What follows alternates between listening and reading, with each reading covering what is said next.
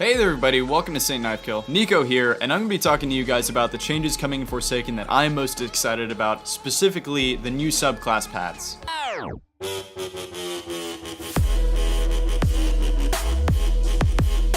So before I do any sort of specifics or anything like that, just some really broad stroke changes that are coming to each of the different classes in these new subclass paths. These paths are really powerful. Originally people thought there were only going to be 3 perks. It turns out there are 3 perks and like a melee perk, so you still get 4 perks. There are things in there like instant reload after sliding and extra damage, which you get on the new Striker subclass, extra damage after solar kills for the Sunbreakers, stealth for precision kills on the Night Stalker, quicker reload after melee for Arc Striders, and void kills granting energy and health for the Void Walker. We're also seeing melee abilities being used in ways that for some subclasses are really unfamiliar and for other subclasses like haven't really existed until now. So Sunbreakers are getting a thrown hammer, which is really cool. That's just going to be your melee ability. You'll be able to run up and pick it up when you're done. Strikers get what I call the human missile, so that's going to be similar to their Death from Above perk if you guys played Destiny 1. Gunslingers will get the Genji knife spray, which is basically throwing 3 knives in a fan in front of you. Voidwalkers get a pocket nova bomb, which you can sort of just activate on yourself to AoE everybody around you as your melee ability. Arcstriders get to use their staff as a melee ability after sliding, and Sunsingers get a melee ability that hurts enemies and buffs allies, which is the next big change that's coming in Forsaken. That is that there's a lot more emphasis on support and control-based gameplay. So like I just mentioned, the Solar Locks are getting grenades and melee abilities, and they're super designed to buff and heal their allies and actually rewarding you if you decide to do that instead of damaging your opponents. Void Titans get to attach detonators to opponents that'll detonate after a certain amount of damage, meaning like your opponents will be under a certain amount of pressure to figure out how to deal with that, and obviously your teammates, once they see the detonators are applied, will figure out how to,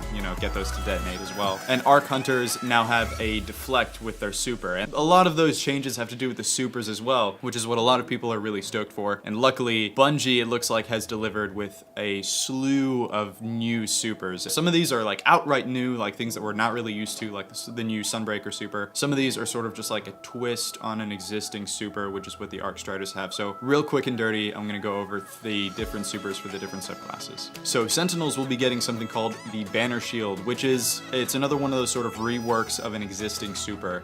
It looks like it's going to be the same as the current sort of Sentinel super where you put the shield up in front of you, but this one is going to be a little bit more transparent and your allies will be able to shoot through it. You'll be able to stand on a point with just your shield and your allies will be able to shoot straight through it at your opponents or at maybe another objective. And that's what Sentinels have been asking for a long time, even since back in Destiny 1 when you were a defender. Sunbreakers get the Burning Maul. This is the most visibly new super in the game. It's not really like the original Sunbreaker super where you pull out the hammer and you get to throw it and throw it and throw it. This is one giant 2-handed hammer that you can use to either sort of like Whirling Dervish, hit everyone around you as sort of like an AoE, or you can hit the ground and it sends like a thermite grenade wave in front of you to hit enemies in a path. Strikers get a new super called Thunder Crash, which is similar to Death from Above, but like I said earlier, they're getting Death from Above as sort of like a melee ability for themselves. So Thunder Crash is like the next level version of that. So your Titan goes up in the air and you become a human missile, and unlike the melee ability where you just go straight toward the ground where you're looking, Thunder Crash, your Titan will actually sort of be able to fly or glide or fall with style and sort of plant himself where he's trying to land for the most damage, and it's going to be a much wider AoE, way more damage than you would get on your melee ability. Voidwalkers are getting something called Nova Warp, and like I said with the Voidwalker melee, it's sort of like a personal Nova bomb that detonates on you, damaging people around you. The Nova Warp super that they're getting works with that, except that your Voidwalker will be able to teleport around, similar to if you've been playing Stormcaller and you've been able to blink around while you're using your Stormcaller super. It's the same sort of animation, but instead of shooting arc lightning in front of you, you'll be moving and then detonating, hitting people around you. Stormcallers are getting something called Chaos Reach, which is a lot of people have seen this. Chaos Reach is the Kamehameha Wave super that a lot of people really want to see happen. Obviously, it's going to damage opponents that run through it, but the interesting thing about this super is that you can actually cut it off while it's active active to save some of your super energy. So that sort of super economy is going to be interesting to see in the game. I'd like to see it in some of the other supers, but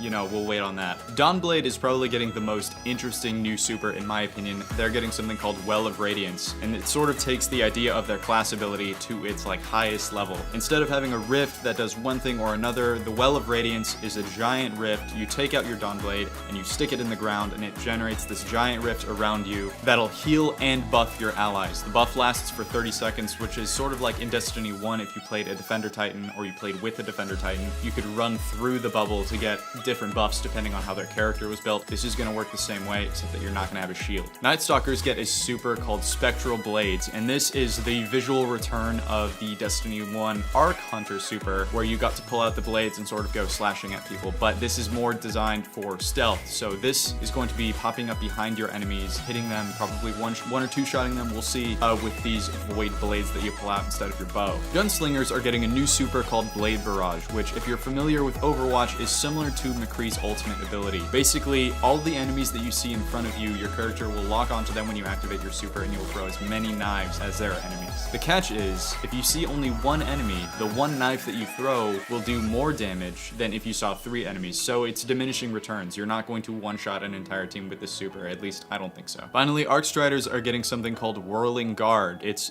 visibly the same super as the Arc Staff that you guys are familiar with. The only difference is that you'll be able to deflect projectiles coming at you, and that doesn't just mean energy projectiles. It's everything from rockets to bullets. I don't know if it's going to deflect swords, but it works similar to a Genji deflect. You'll be able to aim it so that you can still be a little bit offensive, and when you do deflect damage, your staff becomes 3 times as lethal. You get triple damage after deflecting damage with your staff. Alright guys, those are the new subclass paths and big changes coming with Forsaken here in less than a month. Those are the ones that I'm really excited for, so these are what I decided to focus on. Guys, if there's anything that I forgot to mention, if there's anything you are excited to see in Forsaken that has to do with subclasses or weapons or any of the big changes coming, please let me know in the comment section. I'll see you guys on the next live stream at twitch.tv/stknifekill.